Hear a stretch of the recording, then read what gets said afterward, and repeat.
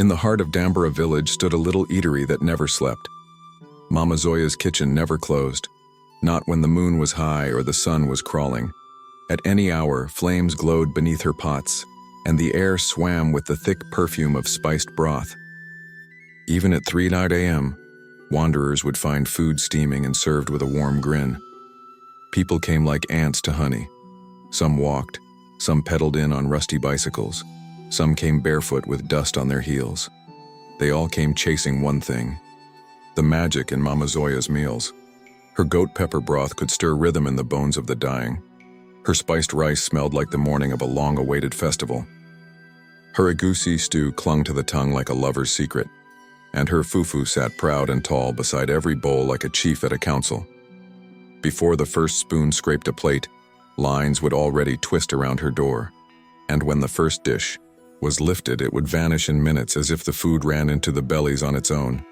The people of Dambara swore it was her hands. Blessed, maybe. Or perhaps her use of ancient spices, passed down like royal crowns. But no one questioned. Too much. No one dared. It was all too delicious. Too perfect. Inside her shack, laughter bubbled like stew on fire. Wooden spoons clapped on pots. Voices rang out. "Mama Zoya, add more snail." And she'd chuckle, flashing her gold tooth. "Eat, my children," she'd sing, pouring palm oil gravy like a red river. "Eat and let your heart forget sorrow." But behind those pots, behind that smile like carved ivory, something darker simmered, something only Mama Zoya knew. And soon, the whole of Dambara would feel it, because every cooking pot has a bottom, and not every bottom holds only pepper. In Mama's kitchen, where walls sweated from heat and steam curled like smoke spirits, there was one pot that never danced over fire. It crouched in the shadowy back corner, black as night, fat as a drum, ancient, heavy, silent. That pot was never stirred, never washed, never moved. It just sat there. Only Mama Zoya came near it, and only in the last moon of the year. She would lock every door, draw thick curtains tight, and then use the pot. No fire smoked beneath it. No scent rose from it. No one saw her open it. But every time she cooked with that pot, her meals turned sweeter than sugarcane juice under a mango tree. Thicker, richer, deep, like stories told in whispers. Yet, that pot stayed still, cold, full of something that made your skin crawl if you thought about it too long. Mama Zoya's husband, Papa Njoku, was a man ruled by his stomach. He hummed into the kitchen like a songbird. He lifted lids, dipped his fingers, tasted stews. But one day he got curious. He wandered too close to that pot, and Mama Zoya appeared like thunder chasing rain. "Don't touch that one," she cried, sharp as broken glass. Papa Njoku froze, blinked, tried to laugh. "Why, my love?" "Because I said so," she snapped, eyes hard. "That pot is not for you." He never went near it again. Even her kitchen girls, barefoot with sore arms and silent lips, knew better. They scrubbed every inch of the eatery, swept every tile, washed every spoon. But that spot, they walked around it like it was a grave. When the last guest left and silence settled like dust, Mama Zoya would sit beside that black pot. Sometimes she whispered to it. Sometimes she caressed the lid, soft like rocking a sleeping child. Only she knew what lay inside. Even the cracked walls of her kitchen seemed to hold their breath. And though her restaurant was always bursting with hungry mouths, one thing tickled people's tongues more than her pepper soup. None of her helpers were from Dambara, not a single one. "Why doesn't she hire our own girls?" the townsfolk would ask. "Why always strangers?" And truly, her workers changed every year. Boys and girls with skinny wrists and dusty feet. Always new faces, always quiet. They labored like they owed the earth a debt. Fetch water, pound cassava, serve stew, clean up. And even when the crickets sang midnight, they were still sweeping floors. But like a heartbeat, every December, Mama Zoya disappeared. She packed her golden wrappers, wore her finest scarf, and traveled to a forgotten village far off. A place called Omala. Omala had crumbling huts, cracked wells and children whose eyes looked like dried seeds. Mama Zoya would go house to house. She sat with old aunties beneath tamarind trees. She held rough hands and spoke gently. "Let me take your child to town," she'd say. "I'll feed them, clothe them, send them to school." When they hesitated, she'd open her bag and pull out glossy photos. "See little Zina," she'd say. "Look at brave Ify, happy in school, holding books, safe." The poor mothers wept. Fathers nodded. They gave their children over like seeds, tossed into the wind. "Take her," they'd say. "Give him a better life, because when your belly is empty, even lies can taste like honey. A promise can sparkle like gold, even when it hides a chain." And so, every Harmattan season, Mama Zoya returned from Omala with new faces. One boy, one girl, sometimes two, sometimes three, and every year, none of them came back. The first child she took was called Zina. Zina was 15, tender-hearted, eyes always full like clouds before rain. One dry season, her home caught fire. A fierce, furious fire that swallowed walls and tore the roof like paper. It burned her mother. It burned her father. It left Zina alone, ash on her clothes and smoke in her breath. She moved in with her uncle, a tired man with too many children and not enough maize. The home overflowed with empty stomachs, torn shirts, and quiet sighs. Zina would sit by the Anjana River every evening, her feet in the water, her eyes chasing the current.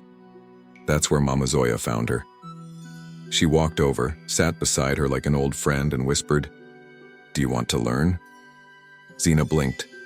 Her lips trembled. Then she gave a soft nod. Mama Zoya smiled, placed a warm hand on her shoulder. "Don't worry," she said. "You will eat, wear fine wrappers, sleep well. You will be happy again." The very next morning, she walked to the uncle's home. Her voice was sweet like ripe pawpaw. "Let me raise Zina," she said. "Let me send her to school. She will make you proud." The uncle, worn from life, agreed. He thought the gods had sent a helper. And just like that, Zina left the village. When they arrived in Dambara, Zina smiled, really smiled, for the first time since the fire. Mama Zoya bought her books, uniforms, even gave her a small radio with music. Zina started school. She read quickly. She laughed now and then. She even sent word to her uncle. She felt warm. She felt lucky. She thought, maybe the sun is shining for me again. But it did not last. By the second term, the wind changed. One morning, Mama Zoya stood tall before her. "You cannot only eat and go to school," she said. "What are you giving in return?" Zina blinked. "But you said—" "I said what I said," Mama Zoya snapped. "Now get up. You work with me." And so, school ended. The uniform folded and forgotten. The books gathered dust. Zina began, scrubbing pots, peeling onions, pounding yam, serving stew, from dawn till moonrise. Even her radio was taken. No more songs, no more letters, no more dreams. She worked until her palms cracked. She slept on the cold floor, curled like a question. She cried into her old wrapper each night. But Mama Zoya did not flinch. When Zina whispered, "Please, can I visit my uncle?" Mama Zoya said, "Not yet. Wait." And so she waited and worked, but no one came. And slowly, the river in her spirit dried to dust.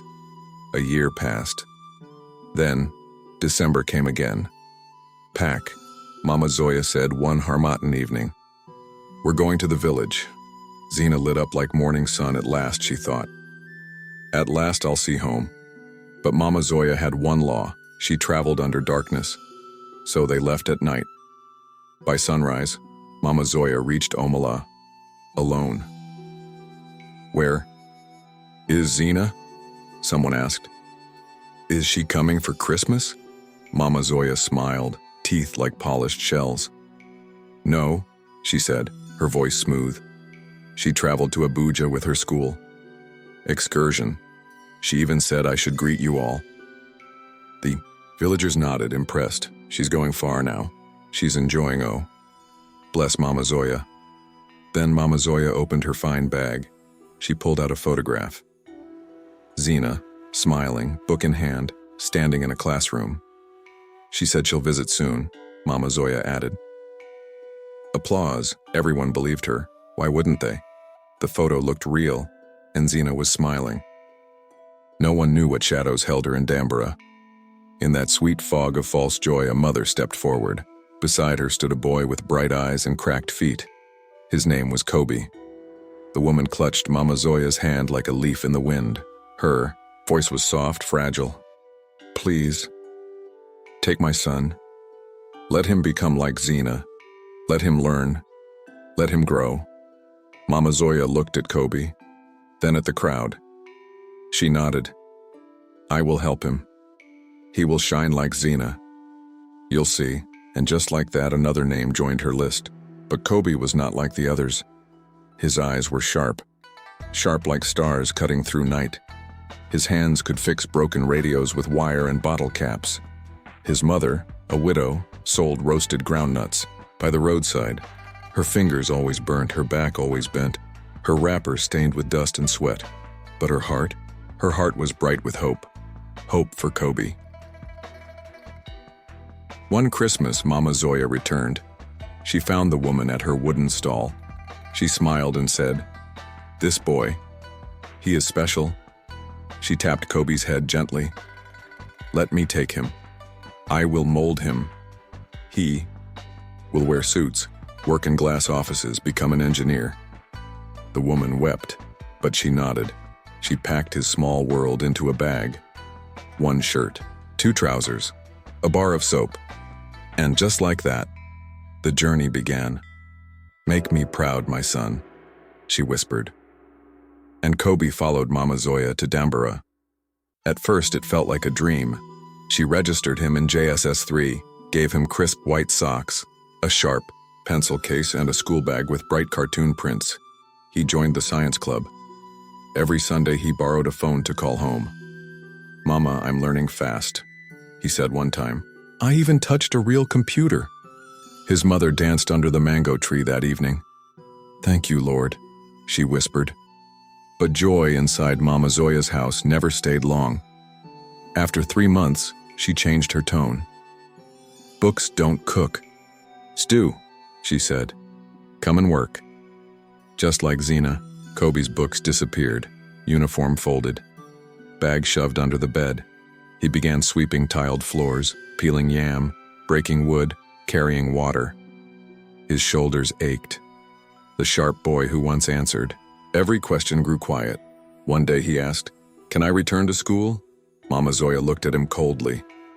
"Did school ever feed you?" From that moment he never asked again. Then one Harmattan night she came to him. "Pack your bag. We're going home." Kobe leapt up. "Mama, I'm going to see my mother." They left before the roosters stirred. But when they arrived in Omala, Mama Zoya walked in alone again. "The boy?" someone asked. "Isn't he back?" "He's in America now," she replied smoothly. "School trip. They went for science lab excursion." She brought out a photo. Kobe in a white lab coat, holding a beaker, standing in front of tiled walls. Everyone clapped. His mother wept and smiled. But Kobe was gone, and no one asked where. After Zena and after Kobe, Mama Zoya didn't stop. Every year, like the dry breeze, she returned to Omala, her voice soft, her bags full. She moved from hut to hut, flashing photos like charms, unlocking hearts with printed smiles. "See this boy? Now he's in science class. Look at her. She joined the school choir. Your child can be like them." And the parents? They believed. They saw bright uniforms, proud poses, children near blackboards. They didn't know the pictures were old, or sometimes not real. Every year, she returned to Dambara with 2 or 3 new faces. She gave them soap. She gave them toothbrushes. She gave them shoes. She gave them hope. But after some weeks, the shoes vanished. The soap finished. The books gathered dust, and the dreams died, softly, like candles in the rain. One by one, The children turned from students to servants. One by one, they disappeared. And while they vanished, Mama Zoya thrived. Her signboard got bigger. Now it blinked with red, green, yellow lights. Her cooking pots grew rounder, deeper. Her plastic chairs stretched across the compound. Her food queue wound like thread. People said, "Ah, this woman's stew is magic." There's something she adds. Pepper, crayfish. But the truth wasn't in the spice. The truth was darker, something bitter, something that cost more than anyone knew. As her business swelled, Omala shrank. Each December, another child vanished into her shadow, and the village drums grew silent. No rhythm, no dance. In one quiet corner of the village under a tree, a girl sat alone. Her name was Destiny. Her eyes were still, her feet bare, her hair tied in soft braids. She was an orphan, both parents gone to sickness. She lived with her grandmother, an old woman who sold herbs in woven baskets. They were poor. They drank from one shared cup. Sometimes Destiny slept on an empty stomach. That was the day Mama Zoya arrived. She carried a bag of rice, a packet of sweet biscuits, and a smile like warm honey. She sat beside the old woman on the bench. "Mama," she said sweetly, "let me help this child. She's special. She deserves more than dust and hunger." The grandmother looked at Destiny. Destiny looked down. Then she nodded. She wanted more. More than silence. More than herbs and sorrow. Mama Zoya's grin widened. She placed a soft hand on Destiny's head. "You won't regret this," she said. And the next morning, Destiny left. When they reached Dembara, the world seemed brand new. Mama Zoya handed her new shoes, a clean school uniform, even a toothbrush with blue bristles. Destiny stared at the bright lights, brighter than stars. She smiled, just a little. She was enrolled in school. She held her. Books like treasure sat at the back of the class, quiet but always watching. She thought, maybe this is my beginning. But beginnings don't always last. Just a few weeks later, the school ended. The shoes were taken. The books were locked away. Destiny's name disappeared from the school register. Mama Zoya handed her a rag. "Start cleaning," she said. "Customers are coming." From that moment, Destiny began the real work. She swept the floor before the birds opened their wings. She fetched water until her arms shook. She scrubbed giant pots big enough to crawl into. She worked from sunrise to midnight, and when her legs trembled, Mama Zoya snapped, "You didn't come here to rest, you came to help." Destiny wanted to cry, but there were no more tears left. Just like the ones before her, Zena, Kobe, and the Nameless, Destiny had been swallowed by the kitchen. But something about her was different, something the fire hadn't burned yet. In Yosado, Mama Zoya's world, the kitchen was alive. Heat, clatter, hunger, money. But beneath the noise, something slower, colder was creeping. It was Mr. Danu, Mama Zoya's husband. He had a round belly, a loud laugh, and a hunger for catfish pepper soup. But his eyes had started shifting in a way that made Destiny's skin crawl. When she bent to carry a basin, he stood behind her. When she cleaned fish, he sat nearby, chewing a toothpick, his gaze fixed. When she changed her clothes behind the small curtain, she heard his slow footsteps pass by. One evening, her voice barely steady, she asked, "Uncle, do you need anything?" He licked his lips. "I need you," he said. Her hand froze. A plate slipped and shattered. He leaned closer. "Don't be shy. I can take care of you. Better than Mama Zoya." At first, Destiny hoped she had misunderstood. Then one day, he touched her arm. "Come to the house," he whispered. "I'll give you something sweet." Destiny's stomach turned.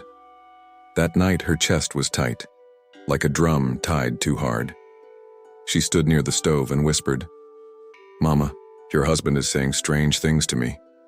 Mama Zoya turned slowly. Her face didn't move. Mind your work, she said coldly. Don't start looking for trouble. Destiny swallowed her voice. It stuck in her throat like bone. She kept quiet, but the danger didn't. Then one dry morning, Mama Zoya said, "Go to the house, bring the bag of rice from the back store." Destiny froze. "Alone?" she asked. Mama Zoya didn't answer. She just waved her hand and turned away. Destiny walked slowly, each step heavy. She opened the gate, entered the compound. Silence, a silence too thick. No voices, no movement. She crept toward the back store. Then, slam, the front door shut. Click, click. 2 locks. She turned. Mr. Danu stood there. His eyes were dark, his smile too wide. "Uncle, please," she whispered. "Mama Zoya just asked for rice." He stepped forward. "You're not going anywhere." Destiny backed away. Her hand hit a chair. Her knees shook. Her chest pounded. He lunged, grabbed her arm, pulled her toward the bedroom. She screamed, begged, kicked. "Please, Mama will find out." But he was stronger. He forced her down, climbed over her, and then the door burst open. Mama Zoya stood there. Her eyes scanned the room. Destiny's torn dress, Mr. Danu's cruel hands. She didn't scream, didn't flinch, didn't blink. She turned around and walked away, leaving Destiny crying, leaving her husband behind, leaving the room full of shame. By morning, the house was empty. His shoes were gone, his clothes too, even his phone. Destiny woke up in silence. She walked to the shop. Mama Zoya was there, stirring a steaming pot of pepper soup. She didn't look up, didn't ask about rice. "Start slicing onions," she said. Later that day, Mama Zoya stepped outside and shouted into the street, "My husband is missing. Since I sent Destiny to get rice, I haven't seen him." A crowd gathered. Mama Zoya knelt, wrapper twisted in her hand, face full of tears. "Where is my husband?" she wailed. Destiny stood near the wall, her hands trembling. She didn't speak. Someone in the crowd asked, "Weren't you the last person to see him?" Another voice muttered, "Maybe she did something." Mama Zoya turned, her eyes burning red. She slapped Destiny, hard, her head snapped sideways. "You touched my husband," she shouted. "You tried to steal him from me." Destiny gasped. "No, Mama, I didn't." Before she could finish, another slap came. "Hot, heavy, liar," Mama Zoya screamed. "You wanted him. You opened your legs like the others." The crowd gasped. Woman covered her mouth. A man spat. "Destiny," another voice spat. "This girl is cursed," Destiny cried. Her voice cracked like dry wood in fire. "I didn't touch him, I didn't do anything." But Mama Zoya wasn't done. She grabbed a cooking stick, thick like a tree branch, dark with fire and oil. She raised it high, fire in her eyes. "Today, I will beat the demon out of you." Destiny crawled backward. Her palms scraped the floor. Her legs wouldn't move fast enough. Mama Zoya charged after her, stick lifted to strike. But in her rage, in her rush, in her storm, she hit something else, the forbidden pot. It wobbled once, twice, then stopped. The lid moved, slow, like a lazy snake sliding away from sunlight. What came out wasn't steam, wasn't pepper. It was silence. Thick, heavy, wrong. Then, a smell, sharp, bitter, rotten, not meat, not spice. Something worse. A woman stepped forward. She peered into the pot. Then she screamed, loud, like her throat had caught fire. Others rushed to see, one by one. They looked inside, and one by one, they screamed. A man covered his mouth. A woman collapsed. One man vomited beside the pepper table. Inside the pot, a head, Mr. Danu, eyes open, lips black, neck sliced clean. He stared upward like he still had words. But that was not all. Below his head, another, and another, and another. Small. Still. children. Grace, Frank, the lost ones. Each face frozen, each one a name that never made it home. The pot was full, not with stew, not with soup, but with secrets, secrets that had been boiling for years. The pot had spoken, and Asaba would never be the same again. Mama Zoya didn't run, didn't cry, didn't beg. She just stood there, her face dry, her eyes empty, like a well long forgotten. The police came, boots stomping, whistles screaming. They pushed through the crowd, entered the kitchen, saw the pot. They stepped back. One officer covered his nose, another covered his eyes. Then they turned to Mama Zoya. "You are under arrest." She nodded. She didn't ask why. They led her out in handcuffs. The street went quiet. Even the wind forgot how to blow. Destiny was taken to a safe place, a small room, blanket around her shoulders, cup of tea in her hands. She never drank it. Her eyes stared at nothing. At the police station, Mama Zoya sat on a wooden chair. An officer leaned in. "Why?" he asked. "Why did you do it?" She looked up. Slow. Her voice was cold, still, like water from the bottom of a river. It was a ritual. The officer blinked. "What kind of ritual?" she answered. "A powerful one. One that brings people. One that brings money." She looked around. The room. "I wasn't always like this. I used to sell by the roadside. My food was good, but no one came. One day a woman insulted me, said my soup was tasteless. I cried. Then I went to a native doctor. I told him I wanted power. I wanted people to fight for my food." The room went still. "He gave me a choice," she said. "A dark one. He said the pot must eat every year." The officer leaned in. "Eat what?" She didn't blink. "Pure flesh," she said. "Child flesh." The officer dropped his pen. She continued. "Every December I gave it a child, one each year. The ones no one would look for. I cooked their pieces, just small bits, not too much, just enough for taste." Her voice softened, like she was singing a lullaby. "That's why the food was sweet. That's why the people came. They didn't know, but their stomachs knew." She smiled. "It's not just cooking, it's sacrifice." She looked up, eyes like deep holes. Grace was the first, then Frank, then more. One child, every year, just before Christmas. She shook her head slowly. Destiny was next. I had everything ready. The pot was clean. The knife was sharp. The spirits were waiting. Then her voice changed. It dropped. Flat, heavy. "Mr. Danu," she said, "that foolish man. He touched her. He broke the rule. No child must be defiled before the sacrifice. It spoils the power. It spoils the taste." She closed her eyes. "So I gave the pot him instead.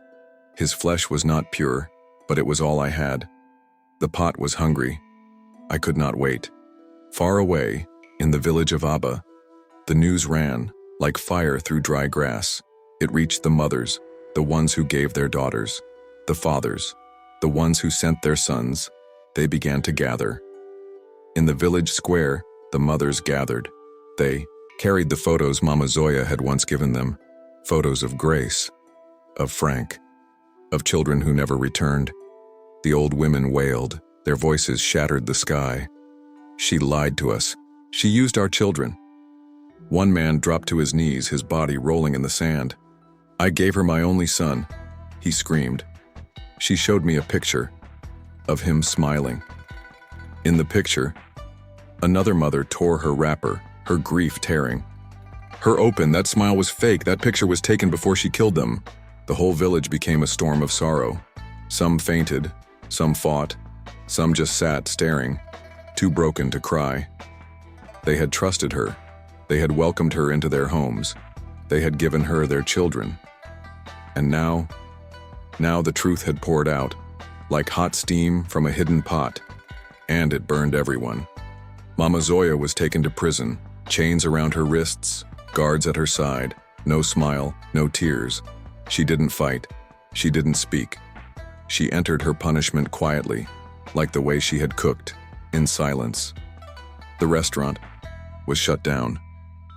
The chairs were broken, the tables were burned, the walls scraped bare, the signboard with flashing lights was torn down. The kitchen was locked with iron chains. And the forbidden pot? The police carried it away, but no one dared touch what was inside, no one dared open it. It was sealed forever. Even the earth refused to accept it. Burying it near was a thought too dark to entertain. As for Destiny, she was taken back to Abba. Her grandmother held her tight, weeping, kissing her cheeks, rocking her back and forth like a baby.